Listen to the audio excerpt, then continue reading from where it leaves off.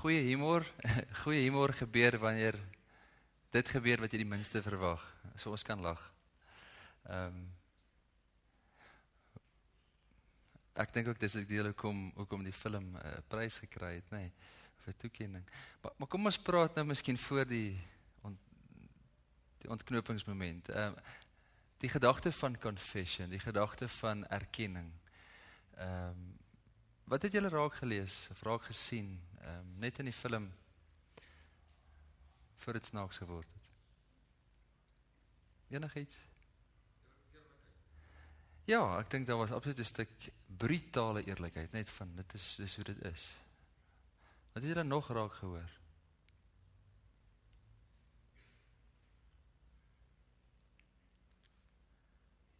Okay. Ja, dankie Ansie. In hom? Dat hy dit gedoen het. Amper 'n stuk verwyd, spyt oor dat dit gebeur het. Ja.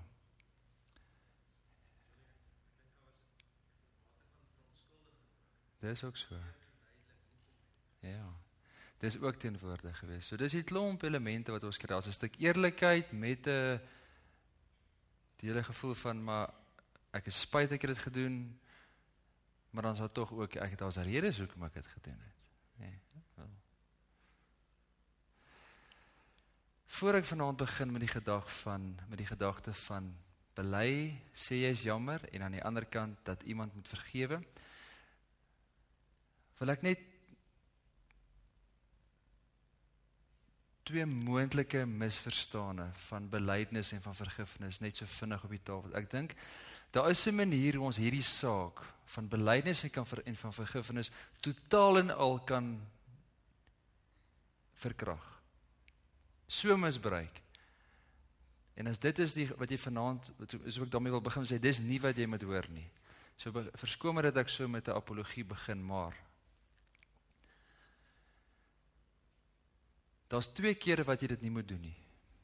Ek hoor nou vir my, ek sê vir ons vanaand, 2 kere wat jy nie moet sê jy is jammer nie, of moet sê ek vergewe jou nie. En dis waar mense die hele saak van belydenis en van vergifnis misbruik. Dit sal gebeur soos wanneer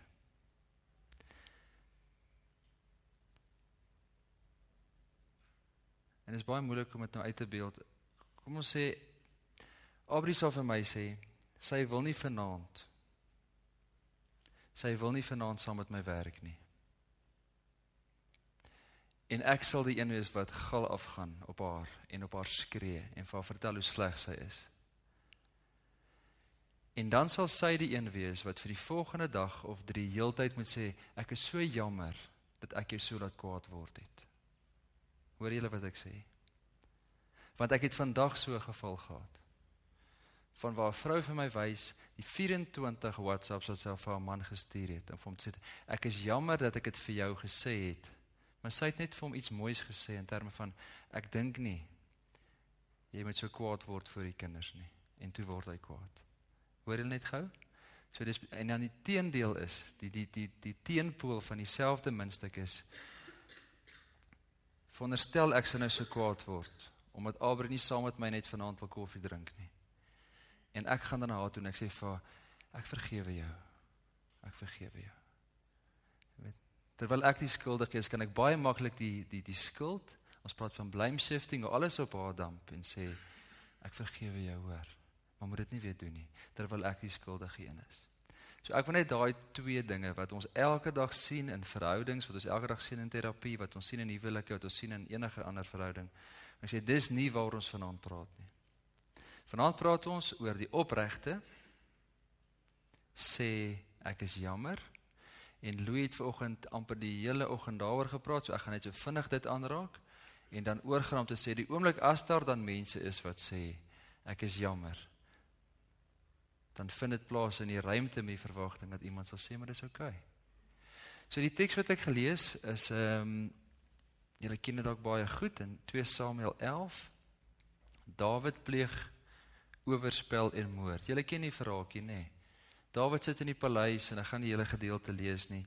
Eendag het hy na sy middagslaapie, nee, lekker koning. Hy lê daar by die huis en die ouens het oorlog. Hy sê, eendag na sy middagslaap het hy opgestaan en op die dak van die paleis gaan staan en daar gaan rondstap. Nou kan jy vir jou dink, nee, dis vers 2, hoofstuk 11. En van die dak af het hy 'n vrou sien bad, en sy was baie mooi vrou. Dawid het oor haar navraag gedoen, en iemand het gesê, dis Batseba, dokter van Eliam, die vrou van Uria die Hetiet. En toe weet ons nog, dat Dawid vir die amptenaar gesê, gaan haal vir Batseba, laat sy bietjie by my kom kuier. Hulle het nie net gekuier nie, hulle het ook wyn gedrink, hulle het ook ding het verder gegaan, soveel so, dat sy 'n rukkie later toe, vir hom gesê, 2 of 3 weke daarna, koning, die swangerskap toetsie sê, ek is swanger. Okay. So dis die eerste ding wat Dawid doen, hy vat 'n ander man se vrou. Tweede ding is, Dawid het dan op sy beurt 'n boodskap na Joab toegestuur. Dis nou die ouens wat die bevelvoerder was in die weermag. Hy stuur vir Uria die Hetiet hiernatoe. Jakob het hom na Dawid toe gestuur en nou het Uria by Dawid gekom. En toe sê Dawid vir Uria, gaan nou maar bietjie huis toe en gaan rus 'n bietjie. Hoekom sou hy dit gedoen het? Want Dawid weet hoe werk blommetjies en bytjies. So hy hoop toe nou maar dat Uria sal huis toe gaan en ook by sy vrou sal gaan slaap en dat dan hy dalk sou dink wel die kind wat dan nou gebore sou word uit die swangerskap uit is Uria se kind. Duidelik word dit toe nou nie so nie. En toe kom Dawid agter wel, hy gaan nie hierdie leuen of hierdie oorspel van hom enigstens op 'n ander manier kan doodkry nie. En dan gaan hy na sy bevelvoerder toe en sê, as jy ons nou weer oorlog maak nie, dan sit jy vir Uria heel voor, dat hy nou daar sal oorlog maak, heel voor staan en heel eers die pile gaan kry van die ouens wat gaan skiet. En so word Uria dan doodgemaak. So in effek is Dawid alreeds skuldig op grond van 3 goed. Hy vat 'n ander man se vrou, hy is oneerlik as hy hom huis toe stuur en in die derde plek dan laat hy hom fisies doodmaak. En leef Dawid eintlik in onkennend. Hy sê vir niemand daarvan nie. En dan stuur God iemand na Dawid toe. Die profeet Nathan. En Nathan vertel dan vir Dawid 'n baie mooi storie. Hy sê vir man, weet jy, daar was op 'n dag 'n man wat 'n ou klein lammetjie gehad het. En die lammetjie was so lief vir hom as af wat hy gehad het. Hy het saam met hom op die bed geslaap en die lammetjie het hy groot gemaak. Hy het alles saam met hom gedoen. En toe eendag, toe staan 'n ryk man wat 'n ete wil hou en toe kom haal hy nou hierdie arme man se skaap en hy slag hom toe nou sodat almal kan eet. En nou is ons in 2 Samuel 12 hoofstuk 5 en 6. Dawid het hom bloedig vererg oor die man van wie Nathan nou 'n storie vertel. En hy sê, so seker as die Here leef, 'n man wat dit oor sy hart kon kry om so iets te doen, moet doodgemaak word. Hy moet 4voudig vir die ooilam vergoed. En Nathan sê vir Dawid, jy is die man. Jy is die man. En nou is Dawid daar en hy is ontbloot. Hy weet, die profeet weet, hy weet waarskynlik die Here weet nog altyd, en hy is uitgevang. En is dit nie jammerte nie, nê? Wanneer doen ons baie keer belydenis? Wanneer sê ons baie keer ons is jammer? Ons uitgevang word, is ek reg? Gaan kyk nou maar die groot name, ouens is wat nou geld gesteel het, of wat rondgekuier het met ander mans, vrouens of andersom, of wat uitgevang is omdat hulle iets verkeerd gedoen het. Die meeste van die tyd wat op die voorblaaie kom van koerante, of op die agterblad baie keer, dan is dit omdat hulle uitgevang is. En dan sê hulle, ons is bitter jammer, ons moes dit nie gedoen het nie. En dit is jammer dat Dawid eers uitgevang moes word, voordat hy moes sê hy is jammer. Psalm 32 is dan 'n psalm wat Dawid heel waarskynlik later in sy lewe skryf. Hoor gou wat sê hy. Dit gaan goed met die mens wie se oortredings nie gestraf word nie, wie se sonde vergewe word. Want kyk, hy het nou in sy eie lyf gevoel. As jy miskien net gou weer wil terugblaai, ekskuus, na 2 Samuel 12 toe, ek het nou daar.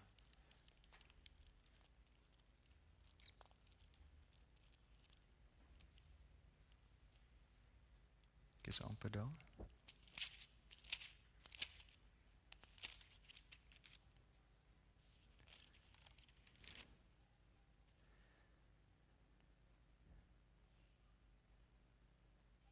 Toe sê Dawid vir Nathan, die oomblik toe hom uitvang, toe sê hy, ek het gesondig teen die Here.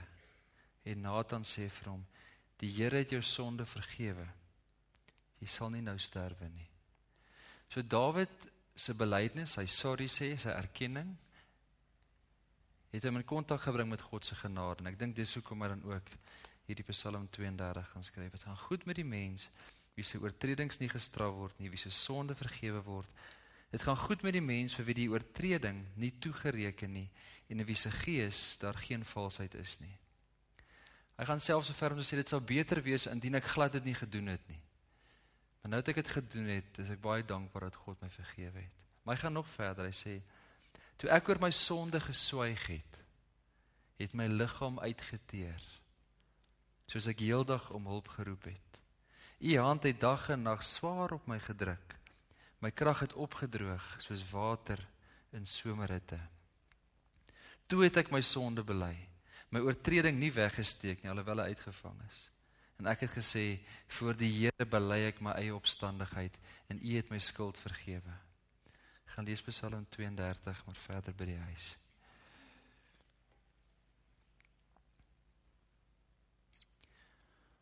Ons almal het die wonderlike vermoë om te kan onthou.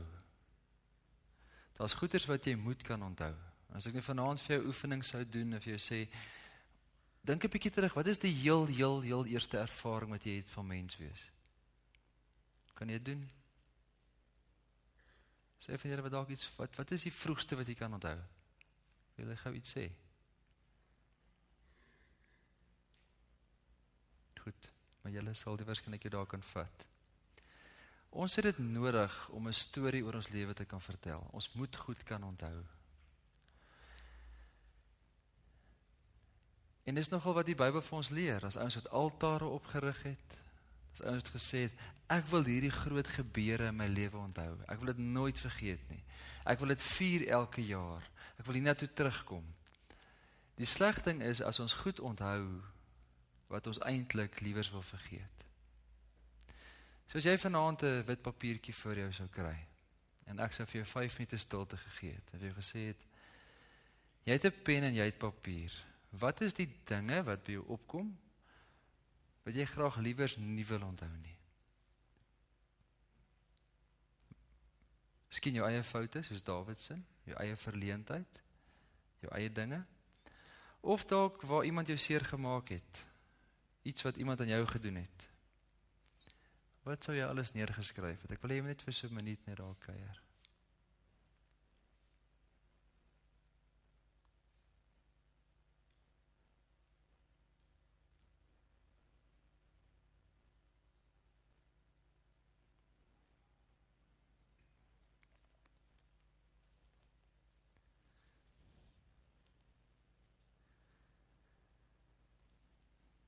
Franciscus van Assisi het baie geskryf vir hierdie ding en gesê dat waar daar ook al onreg is, en die direkte vertaling van die woordjie onreg beteken eintlik injury.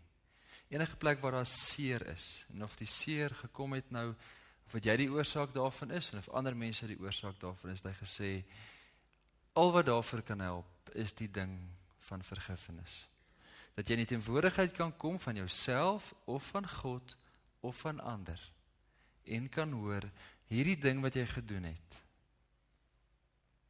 is vergewe. Daar's 'n manier dat jy weer kan, en nog 'n kans kan kry. Nou vir baie van ons, om onsself te kan vergewe, is daar nie 'n beter plek om te begin, as om na God toe te gaan nie.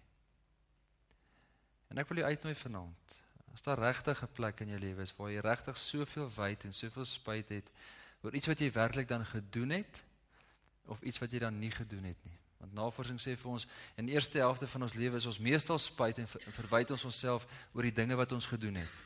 Waar ons in die tweede helfte van ons lewe meer spyt is en onsself verwyd oor die dinge wat ons nie gedoen het nie.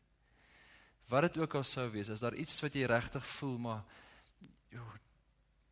die beste plek om heen te gaan is na God toe. En as jy vanoggend nou hier was, en jy waarskynlik sou 2 Samuel 12 hier ook net so toe gevat het, daar is 'n plek in God se teenwoordigheid waar jy dit kan neersit. En as God jou dan vergewe het, dan is dit iets wat jy moet eien, moet own, en dan sal jy jouself ook kan vergewe. Indien dit mense is, wat uiteraard deel uitmaak van die storie, want die oomblik as jy teen God gesondig het, en heel waarskynlik teen jouself, en jy het iewers 'n fout gemaak, is mense en verhoudinge geïmpliseer, is die uitnodiging dan ook daar, om na mense toe te gaan, en te sê, ek vra ook vir jou, om my te vergewe. Nie met verskonings nie, maar om te sê, ek waag dit in die eerste plek, om vir jou te vra, vergewe my. En jy kan dit so bietjie doen met 'n stuk gerusheid, dat as God jou vergewe het, kan jy dit maar 'n ander persoon se teenwoordigheid waag, en vir hom ook vra om of hy of sy dit kan doen. Ek wil vanaand 'n paar mites van vergifnis op die tafel sit. Veral in die lyn van, as iemand na jou toe kom, en vir jou sê, vergewe my. Met ander woorde, iemand kom na jou toe, iemand het jou te nagekom. Kom ons kyk 'n bietjie hoe ons ook dan, as agente van God en boodskappers van God, ook ander mense kan vergewe. Die eerste mite wat ek oor wil praat is, dat baie van ons sê, maar ek het niks om te vergewe nie. As baie van ons wat hier sê, nee, maar ek is vir niemand kwaad hier, daar het regtig iemand my nog nooit ingedoen nie, ek het geen verwonding in my lewe nie. En ek wil nie jy vanaand jou in 'n depressie indink nie, maar die kans dat die lewe so met jou gewerk het, is amper 0%. Iewers het iemand, al was dit dan 'n oupa of 'n ouma of 'n ma of 'n pa, sy teenwoordigheid of sy afwesigheid gemaak, dat jy op 'n mate seer gekry het, dat jy by 'n plek gekom het waar jy gevoel het, ek voel nie goed in jou teenwoordigheid nie, of ek voel afgeskeep, ek het seer. Ons kan dit nie ontken nie, en ons kan nie maar net dink, ons lewe het tot nou toe net goed geloop nie. Jy kan dit nie ontken nie, daar is baie mense wat so sê, gaan maar net aan met die lewe en vergeet die seer wat plaasgevind het. Daardie seer en daardie dinge wat deel is van jou verwonding, dis jou bagasie wat saam met jou gaan. Dis 'n stuk navorsing wat gedoen is, wat ek nou nie weet hoeveel gewig ons daaraan moet heg nie, maar is 'n sielkundige in Amerika wat navorsing gedoen het oor mense wat na doodse ervarings gehad het. En hy het oor die 4000 mense gekry wat na doodse ervarings gehad het, of naby doodse ervarings, en almal van hulle dieselfde goed gehad. Hy het 150 gevat, en met hulle nog verdere navorsing gedoen, en afgesien daarvan dat almal die ervaring gehad het van dat hulle op 'n stadium hulle self buite hulle liggaam gesien het, of op 'n stadium dat hulle 'n lig gesien het, of 'n tonnel. Dis alles kenmerke of eienskappe wat almal ook in hulle nadoodse of 'n naby doodse ervaring gehad het. Maar 100% van daardie 150 getuig dat hulle die gevoel gekry het dat God, hoe hulle ook al God dan sou verstaan het, vir hulle gesê het, kom terug. Daar's dinge wat nog nie afgehandel is nie. Daar's nog sake en mense en verhoudinge wat jy nog moet uitklaar. Nou, hoeveel gewig ons nou aan die navorsing wil heg of nie, die punt is, ons kan nie ontken dat elkeen van ons seer gekry het nie. Miskien die eerste mite waarmee baie van ons wil leef. Soos Dawid skryf hier in Psalm 32, selfs sy liggaam het dit gevoel. Ons ken dit vandag as psigosomatiese effekte. Dat daai goeters haal ons in. Of dit later oorgaan, of kom in angsversteurings, of dit kom in depressie, of dit kom in watter vorm ook al. Jy kan net gelukkig wees as jy eerlik is. Die goeters haal ons baie keer in drome, of kom jy agter, maar daar is nog hierdie stuk woede in jou teenoor iemand. So gaan ondersoek het jouself en gaan sê, voor jy vanaand hier uitstap en sê, daar is niemand om te vergewe nie. Gaan maak mooi seker, of daar nie iewers dalk 'n seer is, al lê dit lang terug, wat jy dalk weer moet gaan opdiep nie.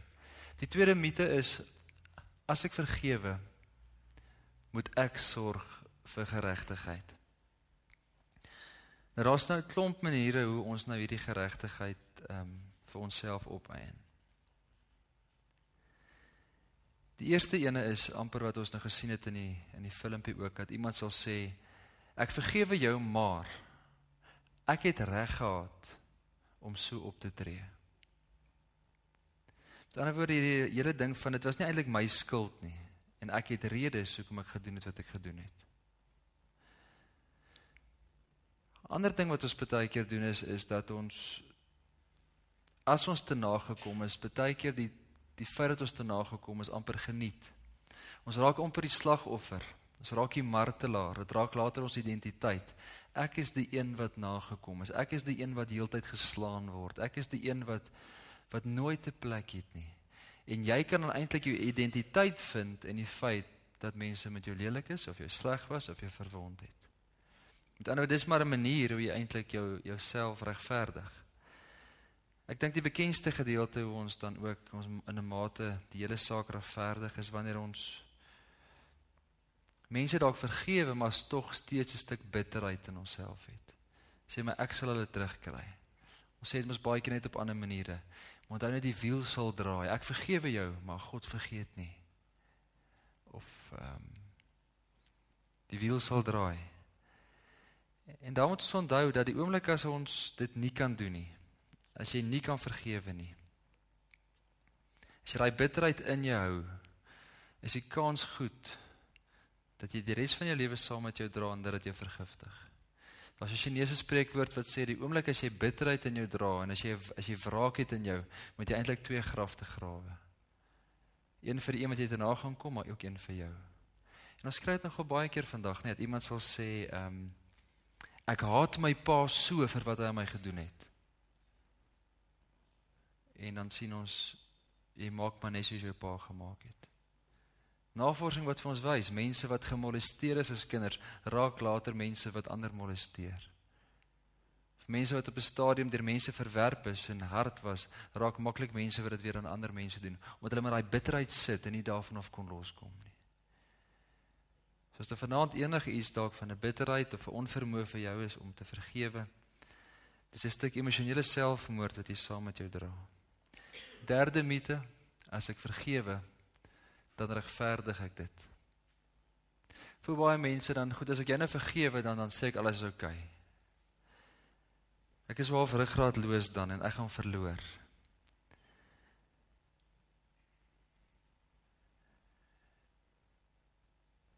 Die ou wat die grootste skor, wat die meeste baat by vergifnis, is die ou wat vergewe. Want is jy wat vrykom, is jy wat vrede kry, is jy wat die lewe terugkry en wat weer liefde kry. So miskien daar wil ek net vir jou sê, as jy dalk nie vergewe nie, omdat jy dink, dan gaan daai ou dink dit was reg. Vergifnis, sê hulle, is die mees selfsugtigste ding wat jy kan doen. Dan is jy wat daarby baat.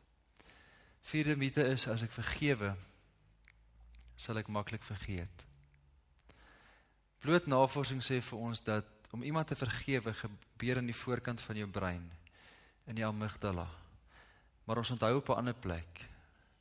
So ja, wanneer ons iemand vergewe, leef ons met die hoop en die verwagting dat ons op 'n stadium ook sal vergeet. Maar dit gebeur nie noodwendig nie. Die emosionele seer, die emosionele onthou kan later weggaan. Dit is net soos enige wond op jou lyf. 'n Plek waar jy op 'n stadium baie seer gekry het, op 'n stadium het jy 'n litteken. Die merk bly vir altyd daar, maar later kan jy vat op die litteken. Dis nie meer seer nie, die letsel bly. Jy onthou dit, maar die seer gaan weg, die oomblik as jy vergewe. Vyfde mite is, mense sê, as ek vergewe, dan moet ek versoen. Die gevaar daarvan is, dan is die hele vergifnissaak in die hande van die ander party. Terwyl ons nog hulle die Bybel uit sien, dat die oomblik as jy iemand wil vergewe, dan is dit totaal jou verantwoordelikheid om iemand te vergewe. Want baie keer wil ander mense nie versoen nie. Baie keer wil jy die mense met wie jy versoen is dalk al dood. So daarom kan ons nie gaan sê net oor as alles uitgewerk het en as weer versoening, ons nou weer die beste pelle en ons braai nou weer saam, nou is daar vergifnis. Vergifnis beteken bloot ek vergewe jou, ongeag of die ander persoon daarmee wil saamloop. Ek het nou die dag met iemand gepraat wat na jare die moed gehad het om na sy pa en ma toe te gaan en vir hulle te gaan sê het, hy wil hulle vergewe. dat hy voortdurend in die huis die gevoel gekry het, dat hy nie 'n stem het nie, dat sy emosies nie tel nie, en dat sy boetie al die aandag gekry het. En toe sê sy ouers vir hom, ag man, hierdie gevoelens wat jy nou het, dis nie belangrik nie, dis nie waar wat jy dink nie. So presies, hulle wou nie deel wees van die versoening, hulle het nog steeds geregverdig, en eintlik nog steeds sy emosies ontken. So, die gedagte dat versoening gelyk staan as 'n vergifnis is gewoon nie waar nie. As ek vergewe, is dit vinnig en maklik. Die besluit om te vergewe is 'n vinnige besluit. Maar om iemand te vergewe, kan dalk lank vat. Die bagasie wat saam met ons gekom het, navorsing sê vir ons dat dit vat die helfte die hoeveelheid van die tydperk wat 'n huwelik aan die gang was, om weer in 'n egskeiding ontslae te raak van dit wat gebeur het, en in besonder dan nou die slegte goed. So as jy vir 10 jaar in 'n huwelik was, vat dit vir 5 jaar om te herstel van die slegte goed wat in daardie huwelik gebeur het. En baie keer gaan jy agterkom. Jy gaan iemand vergewe of iemand gaan jou vergewe, maar jy gaan agterkom dat daai persoon nog steeds sukkel. En jy kan nie sê, oor ek het nou 1 keer sorry gesê, nou het ek klaar sorry gesê nie. Baie keer gaan jy agterkom in 'n verhouding, die ander persoon bly sukkel. En dan moet jy maar baie keer saam met daai persoon sukkel. Die gevolge dra van jou besluite en die aksies. En wederzijds. Die laaste mite waarmee ek wil afsluit, as ek vergewe, dan doen ek niks verder nie. Hierdie is 'n baie groot uitdaging, ek dink, wat Jesus op ons pad bring in Matteus 18. Ek kan die gedeeltes maar daar gaan lees. As Petrus van vra, hoeveel keer moet hy vergewe, dan vertel hy ons die verhaaltjie van die koning wat die ouens vryspreek. Die oomblik as mens iemand vergewe, dan is die beste en die maklikste heel waarskynlik om uit daai persoon se lewe uit te stap. Sê goed, ek vergewe jy, het my seer gemaak, en om myself te beskerm, gaan ek nooit weer naby jou kom nie. Ek dink die grootste evangeliese eis is dat ons daardie persone nog steeds kan lief hê, jouself dalk, en ek weet dit is vrek moeilik as ek sien hoe werk dit in verhoudings, jouself dalk in daai persoon se skoene kan sit, en selfs te kan jammer kry, vir wat hy of sy ook aan jou gedoen het. As Jesus aan die kruis hang, dan is dit sy woord, as hy Vader, vergewe hulle, want hulle weet nie wat hulle doen nie, asof Jesus hom eintlik kon verplaas, en te kan sê, as ek hulle is, dink ek, verstaan ek waar hulle nou is, en daarom vra ek dat julle sal vergewe. So dalk moet jy iemand vergewe, maar ook verder gaan, as dit vir jou enigstens moontlik is, om jouself in daai persoon se skoene te gaan neersit, om te gaan sê, ek verstaan dalk waarom jy of sy dit sou doen. En dalk vir die persoon uit te nooi om te sê, verduidelik vir my, wat was jou motivering agter hierdie ding, en die gevolg wat ek so seer gekry het. Kom maar afsluit met die baie bekende frase wat ons kry, as Jesus ons leer om te bid in die Onse Vader, dan sê hy, Vader, vergewe ons sondes, net soos ons ander mense vergewe, wat verkeerd aan ons doen. Sien hierdie dubbelriem, nee, dat God vergewe, omdat ons vergewe. En ek wil nie sê daar is gelyk, en dat God ons net gaan vergewe, as ons ander vergewe nie, maar daar is dalk 'n stuk waarheid in dit. So ek gaan vra, julle twee kan opkom. Ons gaan vir 'n paar oomblikke net stil raak eers, ons gaan na die baie bekende gebed luister van Koos du Plessis. Daarna gaan ons oor tot stilte, het ek het so verduidelik, daar gaan 'n eerste lied kom, wat ons dan, julle kan vir alles bly sit, amper aan die gedagte kom van nader tot die Here. Ons is hier en die Here is by ons. Ek gaan vir ons 'n teks lees, 'n paar minute stilte, en dan sal ons oorgaan tot 'n tweede lied aan die einde. Wanneer ons hierdie liedere sing, ek kan maar die ligte afsit, wanneer ons hierdie liedere sing, dan is dit nie eintlik ons wat die liedere sing nie, maar die liedere wat ons later sing. Is dit nie ons wat vanaand die Bybel lees nie, maar die Bybel wat ons lees. En ek dink in besonder oor hierdie saak waar ons vanaand praat, dat jy 'n stuk self ondersoek sal doen, om agter te kom, waar is die Here met jou besig, as dit kom by hierdie hele groot ding van confession, van belydenis, of dalk op 'n plek waar jy dalk vanaand voel, die Here beweeg jou om iemand te gaan vergewe, of daai persoon het vra of nie. So ek wil regtig vra dat ons mekaar sal respekteer in die ruimte vanaand. As jy dalk te naby aan iemand sit of voel iemand stamp aan jou, gaan sit op 'n ander plek, dat hierdie regtige aanbiddingsgeleentheid is. So net daar waar jy sit, maak jy oë toe.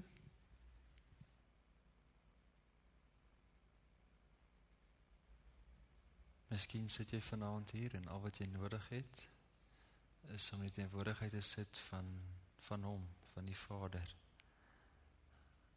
wat jou skuld afskryf.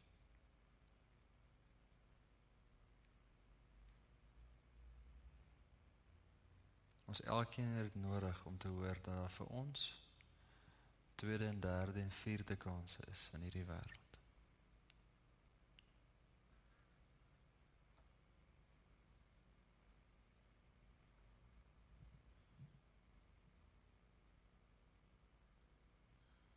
Dalk sit jy vanaand hier en jy hoor dat jy na iemand toe moet gaan draai of moet bel of na een ry. Waar jy moet gaan sê jammer, waar jy moet gaan erken. Ek was verkeerd. Ek besef ek het seer gemaak. Ek weet ek was nie reg nie.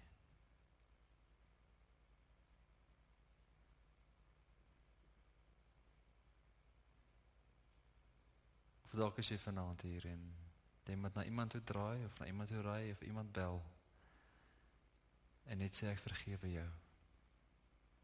Of daar die persoon het vra of nie. Om die bitterheid, die wrok en dit wat jy saam met jou dra, neer te sit.